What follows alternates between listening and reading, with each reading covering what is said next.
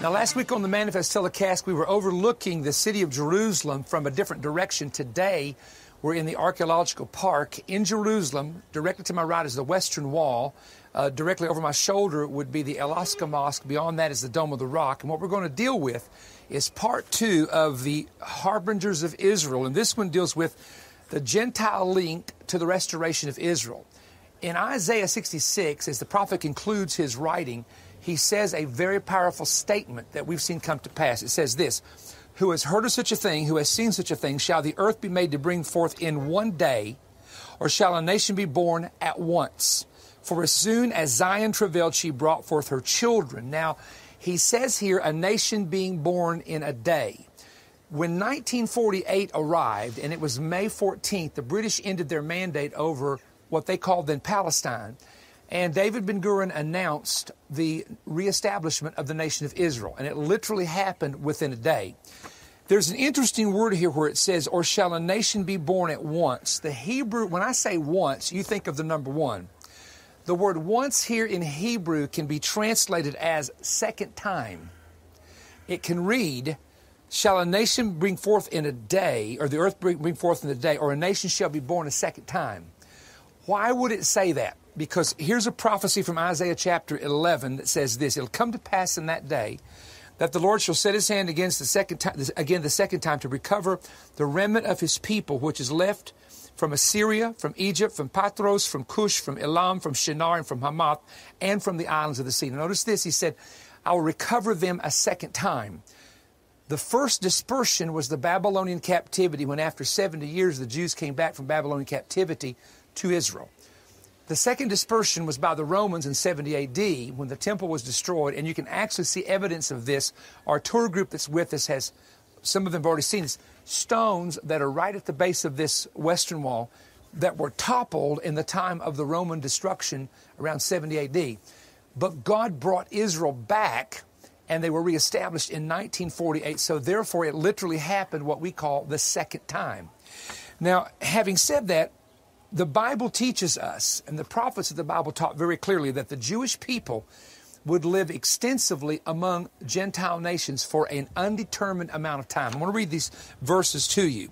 The remnant of Jacob shall be among the Gentiles, in the midst of many people, like a lion among the beasts of the field, like a young lion among the flock of sheep, who, if he passes through, both treads down and tears in pieces, and none can deliver. That's Micah chapter 5, verse 8. God said this, he said, I will make your cities desolate, and I will bring the land into desolation. Deuteronomy 28:23, the heavens over your head will be brass, the land beneath like iron.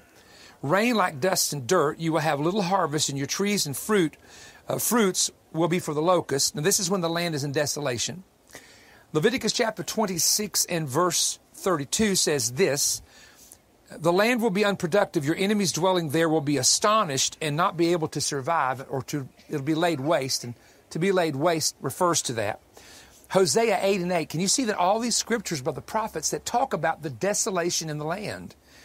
Hosea 8:8 says this, Israel is swallowed up. Now they are among the Gentiles, like a vessel in which is no pleasure. Let me give you another one. Luke 21:24. They shall fall by the edge of the sword, and be led away captive into all nations, and Jerusalem shall be trodden down of the Gentiles until the times of the Gentiles be fulfilled. Now, what I want to do for a moment, there's going to be a chart come on the screen. I'm going to read it to the people that are here, because I want you to see just how much the Gentiles dominated the area that is today called Israel. From 303 BC to 63 BC, the Greeks dominated the region. From 63 BC to 313 AD, the Romans dominated the region. From 313 AD to 636 AD, the Byzantines dominated the region. The Byzantines were Christians from the Eastern Empire. 636 to 1099 AD, the Arabs and Muslims dominated the region. From 1099 to 1291, the Crusaders dominated the region. From 1291 to 1516, the Mamluks dominated the region. They were a group out of Egypt. From 1516, actually it starts around 1517 to about 1917, 1918, the Ottoman Turks dominated the region. In fact, the Turks had this area. They had Jerusalem for 400 years. They lost it to the British, and thus in 1917, to 1948, the British dominated the region. And then in 1948, this part of Israel, Jerusalem, the east part became annexed under Israel, under the nation of Israel. And there was a big partition carved out in what was called Palestine to become the nation of Israel. Now, my point is, I want you to notice the number of Gentile nations or empires, groups that literally controlled the city. And Luke said it this way. He said, Jerusalem's going to be trodden down of the Gentiles until the time of the Gentiles is fulfilled, meaning it comes to a conclusion. Now, let me jump ahead for just a moment and say 1948 is when Israel became a nation. Jerusalem, however, was a divided city. Now, the Mount of Olives, which is over my shoulder to the left, was Arab East Jerusalem, but was actually the country of Jordan. Everything in this direction here was Western Jerusalem, and it was in control. The Christians had part of it, but the Jewish people, this was part of Israel. A 67 war that lasted 6 days changed this whole city. And what happened was, after the war, the Jordanians lost control of the city, the eastern side, and also it's now called the West Bank. And Israel began to annex that in as a part of Israel. So this is the story of how the restoration of Israel took place. And the key date is 1948. And I think everyone here that has ever studied prophecy knows that. Now, there's something interesting. I'm going to show you this. And look, I'm the guy that flunked math. So I have to have one of my secretaries to get a calculator out and say, be sure I've got this right. So if it's not right, blame her. That's where the laugh goes. Let's try it again. Blame her. So, but this is interesting. There have been several writers that wrote books in the 1800s. These books are hard to find because some of them have never been reprinted. S.W. Watson, and I happened to get a hold of this book in Kenya, Nairobi, Kenya. John Sibling, who was with me, and Rusty Domain, who's here with us on this trip, we were doing a meeting in Kenya, and John had been a student at LSU, and they had a book sale, and this book was in the library, and he bought it for probably $1. One of the greatest prophetic books from the 1800s I've ever read. Professor Watson argued in the book that Jesus could not return till 3 things happened. Number 1, Israel had to be a nation. Now, this is the 1800s. Israel had to be a nation. Number 2, the Jews had to return to Israel. And number 3, Jerusalem had to be the capital. And he based it all on Scripture. And he had letters that he had read from people arguing the point that they didn't believe any of that. They believed that Palestine was no longer even prophetically important. They believed that the church had replaced Israel. And he was saying, no, you've got to take the Scripture literal. And he was one of those writers. There was a man named Blackstone, and he influenced the British in the English in his day in the 1800s about the future significance of Palestine as it related to prophecy. Now remember, it was called Palestine then. And so one of the writers, and I'm going to show you this, and you all have to follow me very carefully, okay? I'm going to show you something. But I'm going to show you a chart here. Reverend W.B. Godby, Doctor of Divinity, in 1896 did a complete commentary on the book of Revelation. He noticed 3 possible calendars that were used in Gentile nations and in the Bible. Now, this is really fabulous because we think there's only one calendar, the one we have today. He said there's a lunar calendar that uses 354 days in a year. It's based on the moon cycle of 29.5 days a month, making a month. He said the second calendar that's found in the Bible is the prophetic calendar that uses 360 days, making a year. And if you go to the story of Noah, it will tell you 150 days, how many months it was, and it's months of 360 days, making a year. And if you go to the book of Revelation, which is what Dr. Godby pointed out, you'll discover that in the book of Revelation, that the calendar there is 1,260 days for 42 months and another 1,260 days for 42 months, and that is a lunar calendar. That's the prophetic calendar. That's a 360-day a year, and not the one we use, which is the third one, 365.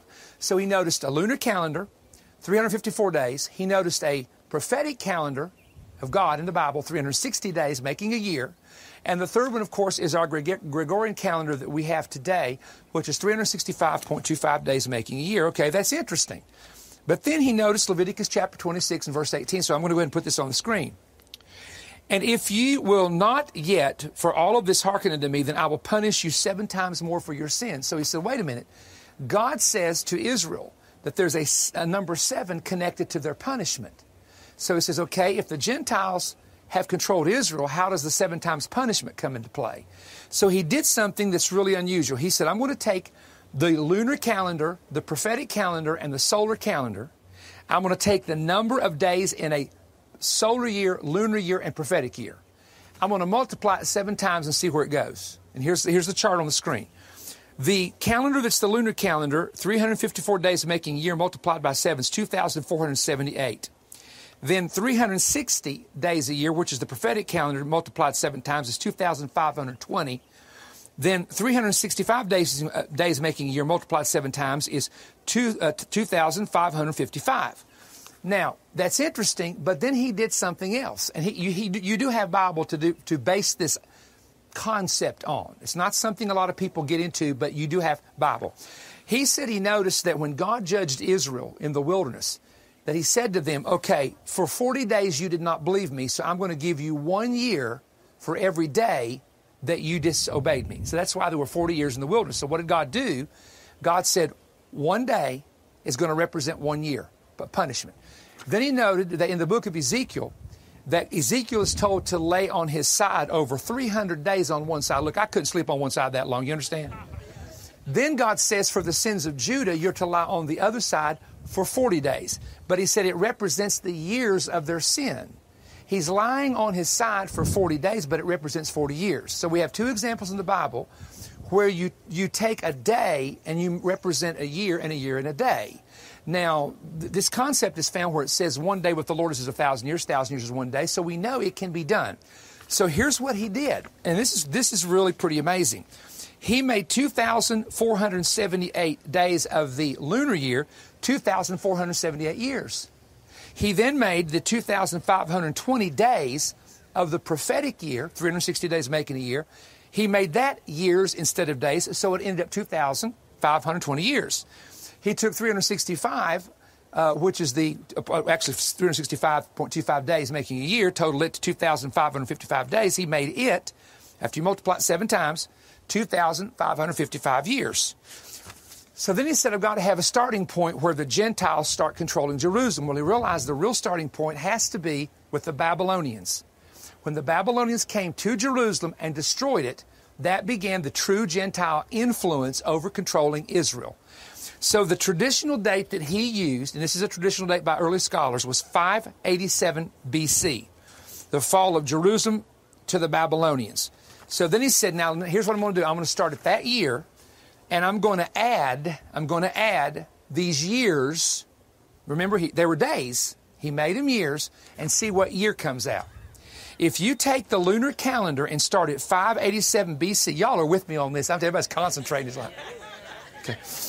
I wouldn't try to write this down because it's a little complicated. If he took the lunar calendar of 587 BC, starting there, and went forward 2,478 years and came to 1891, the year 1891. He took the prophetic calendar from 587 BC, moved it forward 2,520 years, and he came to 1933. He then took the solar calendar from 587 BC, moving forward 2,555 years. Ready for this? He came to 1968.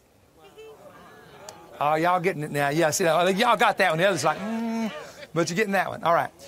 Now, in his calculations, he wrote in 1896. Now, remember, this is 1896. The Muslims conquered Palestine and captured Jerusalem in AD 637, driving Christians out. Daniel says they will hold it 1,260 years. Now, what did he do? Remember in Daniel, it says 1,260 days. He turns it to years. Okay, based on that principle of a day representing a year. So here he goes. He says they'll hold it 1,260 years. Hence you see, according to the prophecies, the Mohammedan or Islamic powers in Palestine will fall in 1897. And when it falls in Palestine, there's no alternative, now watch this, than for the Holy Land to pass into the hands of Christendom. Then he says this on page 66 through 67 of his commentary written in 1896. I'm exceedingly hopeful the Holy Land will pass into, this is wild. I'm exceedingly hopeful the Holy Land will pass into the British Empire. Oh yeah, you're hearing it. This becomes more probable since Baron Rothschild is a son of Abraham, an officer in the British government, the richest man in the world, and has a mortgage on all of that country, meaning Palestine. The moment that Turkdom falls, this is 1896.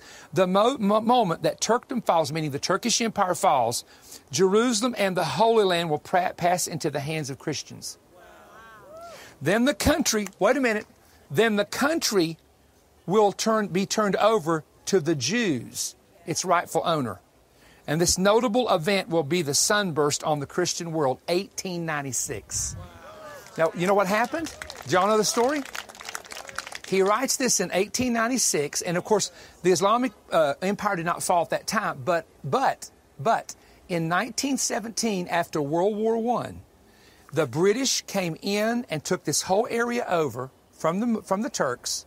Then the British held it from 1917 to 1948, and just like Goodby said, handed it over to the Jewish people. Now, I'm going to make a point that's going to surprise some of you. The reason that some of these prophetic events happened was men like Goodby, and he wasn't the only one. There was a preacher named Blackstone. There was a day, now I'm about to preach right here. There was a day in the world, especially in the United States and Britain and England, when preachers who were deep in the Word influenced the political leaders. And the political leaders would listen to the preachers. Now, this is years ago. But here's what you have to understand. The British and the English in that day, in the 1800s, was a very strong Christian nation. And they allowed these prophetic preachers to take their books into the Parliament. Y'all listening? And they would read the prophecies before these Christian men, and these Christian men would say, wait a minute, we're a part of prophecy. And it's not that they forced it to happen, because you really can't force a prophecy to happen. But when the war took place of 1917, it opened the door for the British to move into this area. And then later, it opened a door for them to just leave, because the British Empire started collapsing and they didn't have the money to keep it up. It opened up the door of opportunity for them to leave and pull out of Palestine and annex a place for the Jewish people to live. And that's why that the older Muslims, many times, that lived in this area, which was called Palestine, say, and this is their quote, and I've heard them say it in books and writings that were written, it was Christians who helped form Israel. And really, it was God who did it, but God has to use people. And it's interesting to note that these prophecies, what happened? Well, let's go back to Godby's statements. Okay. He talked about the late 1800s. In 1897, something big was going to happen. What happened? You ready? It was the big initiation of the Zionist movement that helped organize Israel. In fact, the Zionists said in 1898, they said in 50 years there'll be a nation of Israel, and exactly 50 years later there was in 1948. Okay? Number two, in 1917, that was one of the dates that he had looked at. The Turkish rule failed. The British took Palestine from the hands of the Turks. And he also calculated in his book of Revelation. Now, this is amazing. I'm telling you, it's amazing. Using these numbers, he said 1933 will introduce the time of the end. Now, I don't know if you all know what happened in Germany in 1933. Hitler became Chancellor of Germany. And that brought about the Holocaust, which later brought about the rebirth of the nation of Israel, because the Jews were friendly and had compassion the world was friendly toward the Jews that had died in the Holocaust. Then he said 1988 will be the second end time frame. And 1967 is when this city was reunited as the capital of Israel. I hope somebody's following me right here. Now, so why am I telling you that? Because there is a scripture in the book of Acts that Peter stood up and he's preaching, and he said, the heavens must receive Christ until the restitution of all things spoken of by the mouth of all the holy prophets since the world began. When Peter used the phrase restitution, it actually can mean a restoration. In fact, I think it's W.E. Vine's commentary takes that Greek word restoration, and I know just a little bit of Greek, but I'm not even going to try to pronounce that word. because Dr. Arrington would correct me. He's a Greek professor after it's over with. But in that Greek word, which is very rare, found that one place in the Bible, it means to balance accounts, to repair a bone that's broken, to repair a road where there's a hole in it, and it also means, ready for this, to restore land back to its rightful owner. So when Jesus said there's a restitution of all things, he's not talking about the road, the bone, or the balancing accounts. He's talking about a country being returned back to its original owner. So the restitution of all things starts in 1948, continues in 1967 with the reunification of Jerusalem, then continues with the Jews returning back to the land. So here's what we're going to do. There's more I could say in this. In fact, normally in my notes, I never finish the outline. There's a whole, see right there, there's a whole section left. And don't write me to get the outline because you're not going to get it, okay? Because there's no way I can send an outline to everybody. And you wouldn't understand my notes anyway.